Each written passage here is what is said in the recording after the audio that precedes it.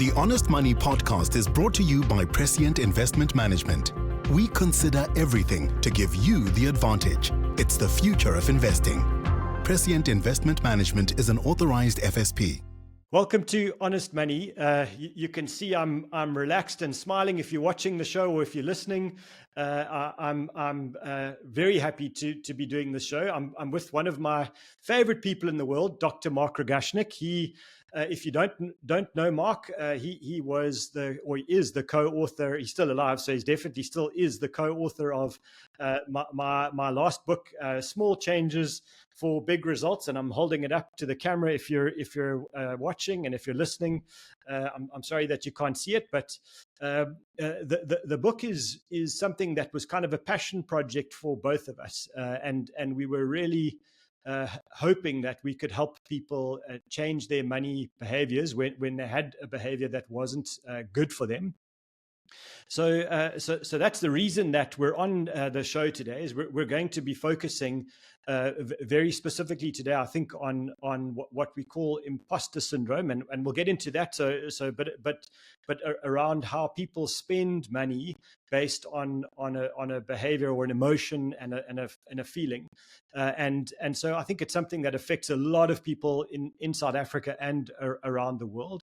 So before we kick off into the episode, I thought, Marc, it would be nice if you could give people a little bit of background into yourself. And for those of you that are wondering if what's he a doctor of? He is a doctor of psychology. So he's not a car mechanic doctor. And maybe just your background in psychology, and then more specifically around this behavior change. Thank you, Warren. It's great to be talking about this book and the work we put into it. I originally started in clinical psychology, which was really in the world of psychiatry. And the link for me to behavior change here is that when you work in psychiatry, you realize that it's actually very difficult to transform people's behaviors when their particular conditions just entrench them in these very fixed roots of behavior. And actually, I suppose I became despondent with the work in that arena and moved into consulting psychology, which mixed clinical work with organizational psychology, and gave me a chance to really intervene in specifically organizations with individuals and groups where there was an opportunity for people to make adjustments, shift habits, do things differently in order to be healthier, to have more meaningful daily work, to be a better team player, ultimately get better results. So in my world, behavior change really is the holy grail. It's something very difficult to achieve. Just take a moment and think to yourself, when last did you sustainably change a behavior? And it might take you a while to think about it. And so we speak about it quite glibly, but it's actually, in my world, it is the measure of success. And I have to say, it's very difficult to get there. So it's a fascination of mine. It's something that I have to deal with every day. I have to watch and observe all the reasons why people struggle to evolve into behavior change. But clearly, it's something all of us at some point in our lives are challenged with. Somebody gives us feedback, or we recognize that there are some outcomes in our lives that are just not what we're looking for or what we desire. We want to make a change. Everything from health change to money change to relational change. So it's ever present, but it's actually really hard to do. And many of us don't really understand it that well, which is why this book and this amazing collaboration with you, Warren, has been so exciting. And I think the thing I kind of found in my career around helping people with their money is it's often quite easy to see from the outside that someone's in a cycle. They're almost stuck. They're in a repetitive behavior, and especially as a financial planner, it can be quite frustrating. When you observe this and you look at this the behavior change, and you say to yourself, why don't they just do this, or why don't they just do that? And it's not something you can, in a conversation with someone in a money issue, you can't just say, why don't you just do that? It's never going to work. And I think for me, that was the key in this is is we actually need to find ways to help people realize where they are, and then help them take steps to kind of move their life in a different direction. It's no good saying to someone, you've got imposter syndrome, the thing we're going to talk about today. That doesn't help at all. Just, say, you've got imposter syndrome, stop it and do this. That's never going to do anything. And what I also realized was showing someone a spreadsheet or a nice graph that says, if only you do this, the graph will go up instead of going down. That just potentially could make things worse, not help. So I thought maybe we can start by just, in as plain language as we can, because both of us need to kind of avoid the jargon and all of this, is Yes. when we talk about imposter syndrome from my perspective, what I see is I observe someone spending more money than they should, for example, and I'm not saying should from a value judgment point of view, but on a pure budget, on a pure spreadsheet. This is what they earn, this is what they spend. They are overspending, whether it's on a big house, on a fancy car, on clothes, holidays, etc. And it tends to be, from the way I see it, it tends to be very externally focused. In other words, it's not overspending on a piece of art that sits in their cupboard that no one's ever going to see. It's going to be overspending on a very big house that you notice, or a flashy car, or a branded handbag, or shoes, or whatever the deal is. And for me, it's quite difficult to make peace with that as a behavior when I know that it's causing financial harm. And I thought maybe we need to discuss that. I mean, there is a name, and I think labels are sometimes terrible because it puts someone in a box. Equally, maybe that it helps someone identify that, hang on, that sounds like me. I might be doing that, and then it's maybe a step to moving in a different direction. So if we're in this, what is this imposter syndrome? Why does it happen? It's something I certainly see all of the time. In fact, at times I've felt it myself. So we can speak about this as a very general human experience. Lots of books, lots of research on the imposter syndrome. But if I had to, distill it, it's really a feeling of low confidence in the environment that you're in. It might be a work environment, it might be a social environment. Your confidence is feeling a bit low. You feel like you don't think or believe you belong there, or that somebody might catch you out and call you out for being in that environment, or being in that role, or being in that community, and will catch you out really for not being the person that you say you are. So what sits beneath that is low levels of confidence, often maybe low self-esteem. And what we then sometimes do is we can develop strategies to boost our confidence or our sense of worth. And the easiest way to do that often is by gathering material possessions around us that become kind of artifacts or evidence of our worth. So inside, I don't feel like I belong here, or I belong in this role, or even in this organization. If I speak about it in business terms, and people who work might have this, they will buy the fancy car because it kind of speaks to a position that they might hold, and that if other people see the car, they might say things like, wow, they've really made it. And it's usually very unconscious. And the role is, as you said, it's not to tell somebody, hey, you've got imposter syndrome, don't buy that, or don't buy that crazily expensive house. You cannot afford it. And I think you might have imposter syndrome. That isn't really the way to go about it. It's really to try and understand, what is buying this material item going to give you? What do you gain from it? What is it how do you feel different when you have that item? And that leads you into a much deeper conversation around, what is it that's making you feel low in confidence? It's maybe knocked your self-esteem a little bit. And also, how do you keep getting reinforced by the commentary from the people around you that, wow, you must be worthy because you have all of these things that are kind of trappings of the wealth, trappings of accomplishment and success. So I think that what's important to note is we use sometimes money as a way to build our confidence. That's really it. Does that make sense? It does, and I feel kind of going on this journey with you in writing the book. It helped me realize my frustration sometimes when I see people wearing really expensive branded clothes, or I'm always shocked about the price of very expensive handbags, Mark. There are handbags out there that cost more than cars, and it shocks me every time.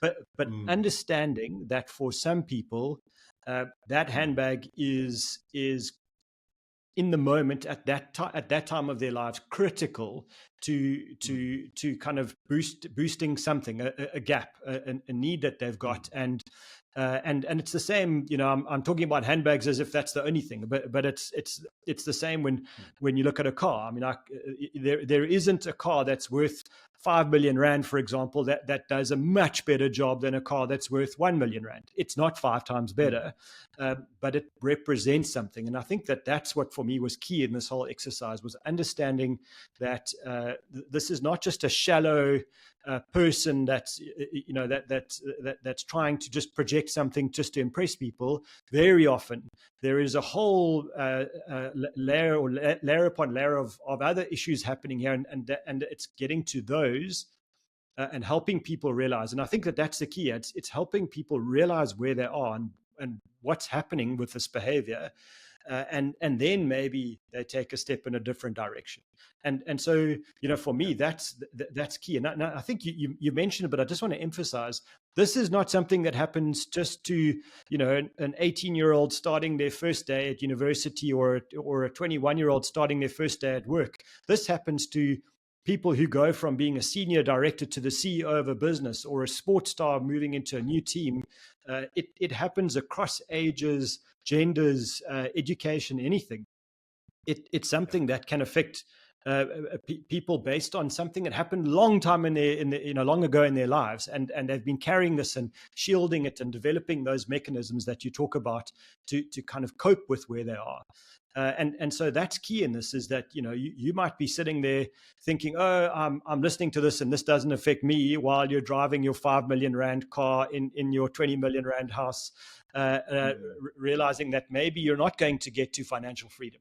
And that's what this is about. This is an honest money podcast. We're wanting to help you reach a goal. Your financial freedom might be the goal, and potentially this is the thing that's derailing that goal. And we're not here to judge you. We're not here to make you feel bad about it. Just understand you're far from alone. There are thousands of people, if not millions, in a very similar position. And the aim of this podcast is maybe to help you take a step to realizing it. We definitely want you to buy the book. That's the other goal of the podcast, Mark. We're shamelessly promoting it. But the next step is then to say, and that's my next question to you, is if you're thinking about this and you're listening to this and you're saying to yourself, gee, that could be me. What is it that someone can do to say, okay, hang on, I observe this, I can see this, I'm looking in the mirror. What's the next thing they do? What's the next small step that they can take to move their lives in a different direction? And maybe that's the $1 million question, $1 million rand question. It's the first. I think the first step is just to have empathy. So if you're helping somebody who is trying to work out why they're spending money in these ways, or even if it's just you're starting to wonder whether you're using material possessions to boost your self-worth, the first is have a little bit of empathy for yourself or the other person. This isn't necessarily something that they've designed and chosen very consciously. This has become a strategy of coping, of getting by, of making themselves get up in the mornings and get going, right? And sometimes we need these crutches, which in this case become very material and at times financially problematic. But the first is empathy. I think the second most important journey to go on, and this isn't a tip, because working through low self-esteem or where your confidence is a bit compromised or challenged. It's a journey. To rebuild confidence and a sense of self-worth and high self-esteem is a journey. It's a journey that you have to commit to. But I think the important end goal is converting the need for an external source of worth into an internal source of worth. So being able to recognize when you feel like you need something, or you need to even just tell somebody about this specifically expensive holiday you went on, or this item that you bought, realizing that what you're doing actually is trying to gather acknowledgement and some respect, or maybe just some awe and admiration from the outside in. You're relying on other people to make you feel good about yourself. Now, that is sometimes what we want. But if that becomes our daily need, it is what then drives these problematic behaviors. So the end goal is to unhook ourselves from the external validation and start to really find, what is it within me that I feel makes me feel confident about myself. And so it's the journey of working out, who am I? What makes me unique?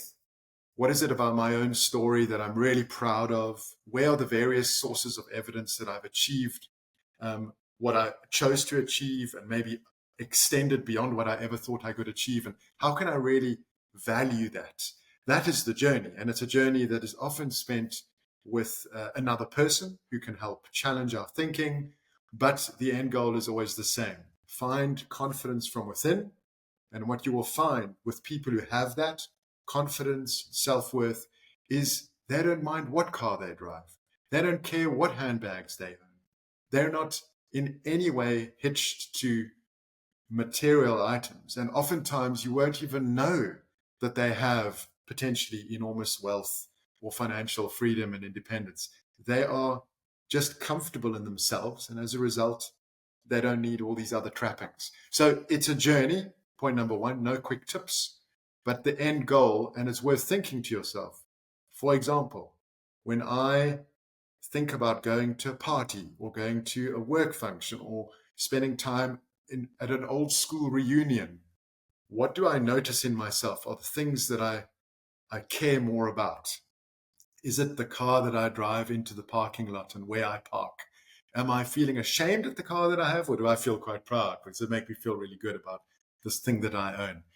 How am I preparing to dress, and who do I feel like I want to impress? These are all kind of early check-ins with yourself, and they'll tell you that you either get validation and your sense of worth from the outside in which case you've got a journey to go on, and the journey is intricately linked to the way that you spend money. And I mean, I love that that kind of set of questions to ask yourself, because it is a nice way to check in. And you know, from my perspective, one of the things we need to do if we're in that position, and you, I mean, you said it at the start, you've suffered from this in the past, so have I. And one of the key things for me in this was actually just owning up to it to someone else, to say, gee, I'm not convinced I'm good enough to do this, and you know, I've studied it, I've got experience, but I think you guys think I'm better than I am, and just owning up to that, and just telling someone. I'm not saying you need to go out there and you know, with a megaphone and bleat it to the world. That's not you know, that's not the comment, but it's just saying to someone you respect, someone you trust, to sit down and say, I'm actually, this is how I'm feeling. I'm not feeling all that confident. You might think I am, but that's not how I feel. And it's not a pity party. It's you know, you're not asking them for sympathy. You're sharing where you are, and very often that engagement, that conversation is really powerful. You know, especially from someone you respect, because what happens is they'll tell you what they feel about either about themselves, because maybe they feel equally incompetent or incapable or whatever it is. And that becomes a light bulb moment, just to say, well, hang on, I thought you were amazing and you don't even think you're amazing. So gee, okay, maybe we're okay together here. And or they give you feedback on themselves. On you, on what they think about you. And it needs to be an honest, genuine thing. You're not looking for someone to give you kind of platitudes and just to stroke your ego. These are fairly deep conversations. And so I think that's a PowerPoint, and maybe we're out of time on this one. But so if you're in this position, I mean the 2 points here are: one, have that checklist that Marc spoke about. Two, get someone, in running terms, this would be your running buddy, and it's getting someone that you trust, that can walk a journey with you, and someone that you respect as well. It can't be just someone that's just going to stroke your ego. That will, if anything, might make things a little bit worse than better. So Marc, as a wrap up, if someone starts this journey and 3 months, 3 years, whatever it is later, they're grappling, they get to the point where they're struggling to stay the course, what would be the one thing you would want them to think about? Well, I think the point is, it is going to be a journey. So, you never quite fully simply resolve this and find yourself confident and always ever presently high in self-esteem. And you mentioned it, changes in context, a change in roles, a change in environments will often trigger within us some of these older insecurities. And so the question we might want to ask, if we find ourselves sliding back, is to, what has changed? What has changed at the moment? Have I had a few setbacks recently that have made me feel a little bit fragile, or just a little bit down? What has happened in my environment that has triggered these old ways of thinking? And then it's simply to remind yourself that you've been on a journey and that you have self-worth, and it's to go into, all the evidence that you actually do belong where you are, that you are capable, that you are in the right place, and you lift yourself back up again. But the point is, you will slide at some stage. And what you don't want to do is go for the knee-jerk reaction of, I need to get this external thing to make me feel better again. That's what you're trying to avoid. You're trying to access the inner resources and the inner learning that you've done to go, hang on, I'm not going to get sucked into an old habit or a way of thinking that really didn't serve me. I'm going to just give a little bit of a boost to what I know about myself and reset into this new environment. And I think as a final point, maybe also, Warren, I think we also have to know that most organizations that are trying to sell you something are speaking to that imposter within you. And they're trying to seduce you to believe that what they're offering you is going to make you more confident and feel more worthy. That's really the underlying message they're often giving you. And so you're being bombarded on a daily basis by a very sophisticated system that's trying to get you to depart with your money, because they've promised you something about how you're going to feel if you buy this thing or this experience. And we just simply need to know that and look at it every day and go, I see what you're doing, and I'm not going to get myself hooked into that. And just to add, I mean, I think it's very common knowledge that social media engines do this, on a large scale, constantly. So if you're constantly on your social media platform looking at all of your friends and the celebrities out there living their best lives, all that's going to do is reinforce the very thing that maybe shouldn't be reinforced in your own life. Is, remember, all of that's artificial. All of that is a moment in time. It's not necessarily their whole lives. And we're always shocked when we read about celebrities that have a 25-year marriage and now they're divorced. And then we go, well, how did that happen? Well, it happened because they're human beings and their lives aren't perfect. And everything that you see in the movie or on their social media channel is not there every day.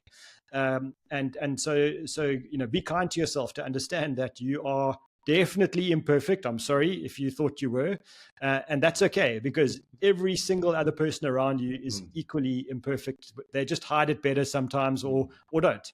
And so once you realize that, it kind of takes you on a different journey. On that note, we're going to wrap up. Dr. Marc Rogatschnig, my co-author of Small Changes for Big Results. Thanks so much for being on the episode with me. We're definitely going to do more of these as we go to help people address their own behavior changes so that we can get a lot more people to financial freedom. Thank you, Warren. It's been excellent. The Honest Money podcast is brought to you by Prescient Investment Management. We consider everything to give you the advantage. It's the future of investing. Prescient Investment Management is an authorized FSP.